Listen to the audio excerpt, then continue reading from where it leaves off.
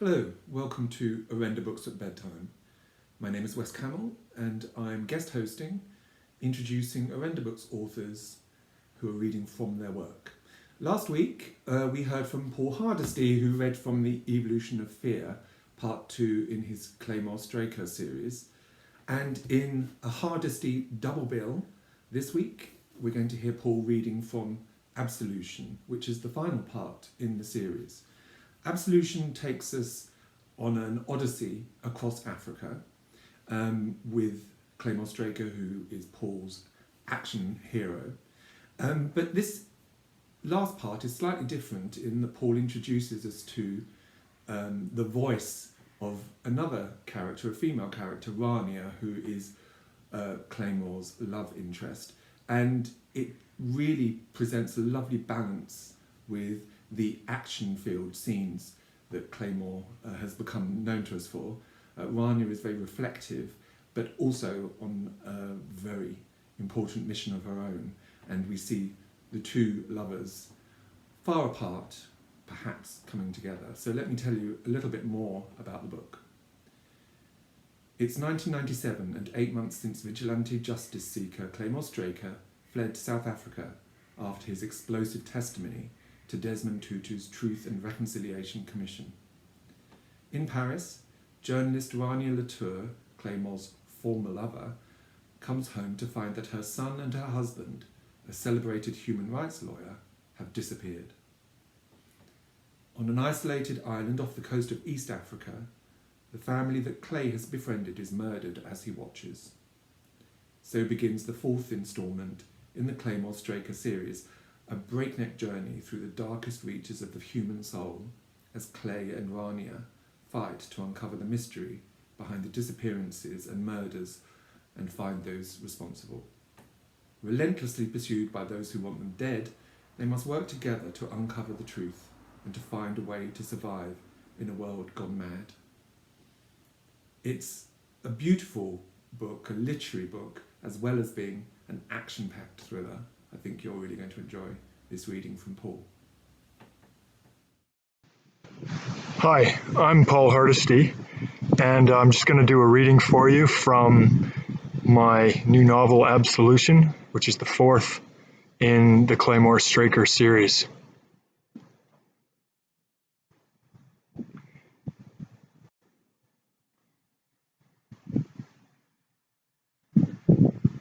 Chapter 1, Guns and Money.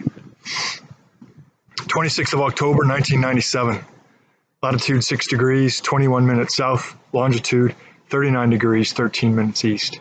Off the coast of Zanzibar, East Africa.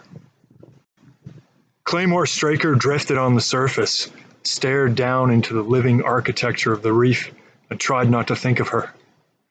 Prisms of light crazed the many-branched and plated corals, winked rainbows from the scales of fish. Edged shadows twitched across the shoals, and for a moment dusk came, muting the colors of the sea. Floating in this new darkness, a distant echo came, hard and metallic, like the first syllables of a warning. Clay shivered, felt the cold do a random walk up his spine, seep into the big muscles across his back. He listened a while, but as quickly as it had come, the sound was gone. Clay blew clear his snorkel, pulled up his mask, and looked out across the rising afternoon chop, searching the horizon. Other than the weekly supply run from Stonetown, boats here were few. It was off-season and the hotel, the only establishment on the island, was closed. He could see the long arc of the island's southern point, the terrace of the little hotel where Grace worked as a caretaker, the small dock where guests were welcome from the main island, and away on the horizon, a dark wall of heavy cloud moving fast in a freshening easterly. He treaded water, scanned the distance back towards the mainland, but all he could see were the great banks of cloud racing slantwise across the channel, and the sunlight strobing over the world in thick stochastic beams, everything transient and without reference. He'd lost track of how long he'd been here now. Long enough to fashion a sturdy mooring for flame from a concrete block that he'd anchored carefully on the seabed. Long enough to have snorkeled every part of the island's coastline, to know the stark difference between the life on the protected park side and the grey sterility of the unprotected, fished-out eastern side. Sufficient time to hope that, perhaps, finally, he had disappeared. The sun came, fell warm on the wet skin of his face and shoulders and the crown of his head. He pulled on his mask, jawed the snorkel's mouthpiece, and started towards the isthmus with big overhand strokes. Months at sea had left him lean on the edge of hunger, darkened and bleached both so that the hair on his chest and arms and shorn across the bonework of his skull stood pale against his skin. For the first time in a long time, he was without pain. He felt strong. It was as if the trade winds had somehow cleansed him, helped him to heal the scars. As he rounded the isthmus, Flame came into view. She lay bow to the island's western shore, straining on her mooring. He could just see the little house where Grace lived, notched into the rock on the lee side of the point, shaded by wind-bent palms and scrub acacia. And then he heard it again. It wasn't the storm, nor was it the sound of the waves pounding the windward shore. Its rhythm was far too contained, focused in a way nature could never be, and it was getting louder. A small boat had just rounded the island's southern point and was heading towards the isthmus. The craft was sleek, sat low in the water. Spray flew from its bow, shot high from its stern. It was some kind of jet boat, unusual in these waters, and moving fast. The boat made a wide arc, steering clear of the unmarked shoals that endangered the south end of the island, and then abruptly changed course. It was heading straight for Flame. Whoever was piloting the thing knew these waters and was in a hell of a hurry. Clay floated low and still in the water and watched the boat approach. It was close enough now that he could make out the craft's line, the black stripe along the yellow hull, the long, narrow bow, the raked V of the low-swept windscreen. It was closing on Flame, coming at speed. 2 black men were aboard, one standing at the controls, the other sitting further back near the engines. The man who was piloting wore sunglasses and a red shirt with sleeves cut off at heavily muscled shoulders. The other had long dreadlocks that flew in the wind. 20 meters short of Flame, red shirt cut power. The boat slowed, rose up on its own wake and settled into the water. Dreadlock jumped up onto the bow with a line, grabbed Flame's portside mainstay, and stepped aboard. Clay's heart rate skied. He floated quiet in the water, his heart hammering inside his ribs and echoing back against the water. Dreadlock tied the boat alongside and stepped into Flame's cockpit. He leaned forward at the waist and put his ear to the hatch a moment. Then he straightened and knocked as one would on the door of an apartment or an office. He waited a while and then looked back at the man in the jet boat, hunched his shoulders.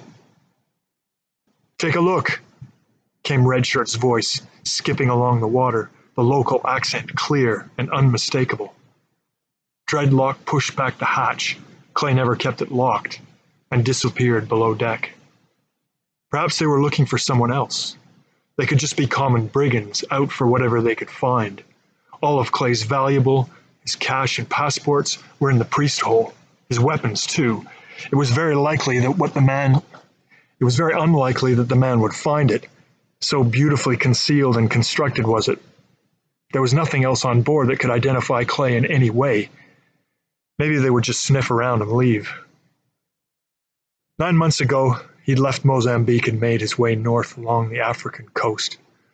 Well provisioned, he'd stayed well offshore and lived off the ocean for weeks at a time, venturing into harbor towns or quiet fishing villages for water and supplies only when absolutely necessary, keeping clear of the main centers, paying cash, keeping a low profile, never staying anywhere long. He had no phone, no credit cards, and hadn't been asked to produce identification of any sort since he'd left Maputo. Then he'd come here, an isolated island off the coast of Zanzibar. He'd anchored in the little protected bay. A couple of days later, Grace had rowed out in a dinghy to greet him, her 8-year-old son Joseph at the oars, her adolescent daughter in the stern, holding a basket of freshly baked bread. He decided to stay a few days. Grace offered him work doing odd jobs at the hotel, fixing a leaking pipe, repairing the planking on the dock, replacing the fuel pump on the generator. In return, she brought him meals from her kitchen, the occasional beer cold from the fridge. He stayed a week, then another. They became friends, and then, unintentionally, lovers. Nights he would sit in flamed, darkened cockpit and look out across the water at the lamplight glowing in Grace's windows, watch her shadow moving inside the house as she put her children to bed. One by one, the lights would go out, and then he'd lie under the turning stars, hoping sleep would come.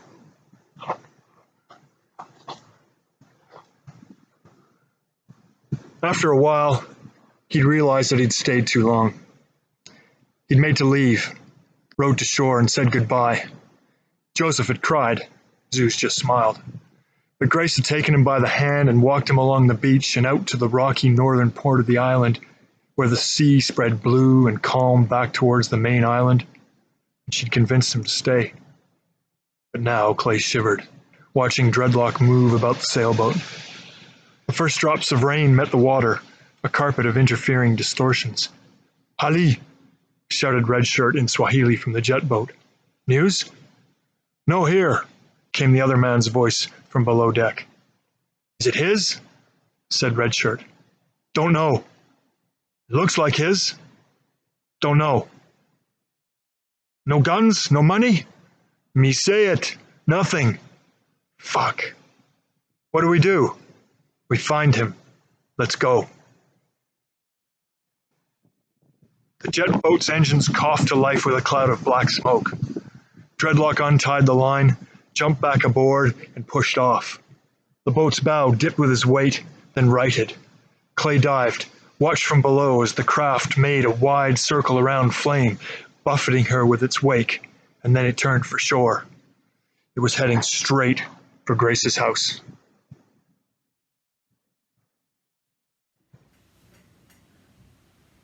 Thank you, Paul. Fantastic reading there. Join us next week for another episode of Orenda Books at Bedtime.